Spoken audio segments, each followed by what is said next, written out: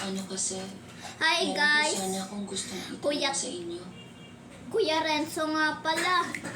At Ano yun? tingnan nyo tong Itulong mo na gagawin ako ko para nanay guys. mo. Una, kung hindi nyo alam mag Beyblades, kantuhin nyo lang, papasok nyo pinakamagagaling na dito. atleta ng Jeju. May Teka, pag-asa po ba teka talaga lang. siya makakuha ng mga medalya? Papasok nyo dito.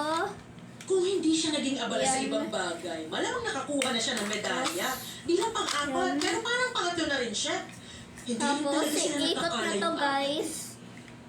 Nagsinungaling pala sa akin ang gabong niya.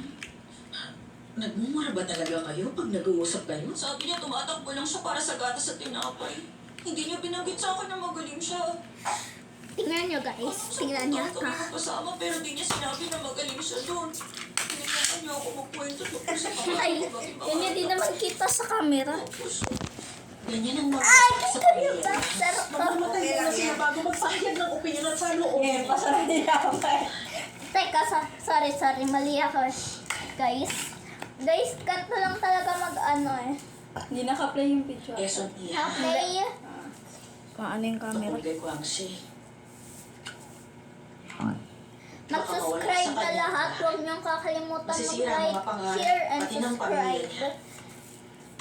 Alam mo naman paano mamuhay mag-isa, di ba? Huwag mo naman sanang ipagkait yun kay Tapos Kwangsi. iikot niyo to. Hayaan mo siyang mamuhay ng payapa. Ito pa rin ang mga pangarap niya. Quezon. Isa pa, pag dito umano. Pag dito ano. Hayaan mo na mamuhay na mag-isa si Kwangsi. Ha? Nauhulog parang si Dambi. Bakit po? O, yun, okay na yan. Nakakasagabal po ba ako? And okay na. Yan. Tapos, ready, go, Sagabal ba ako set, sa go! buhay?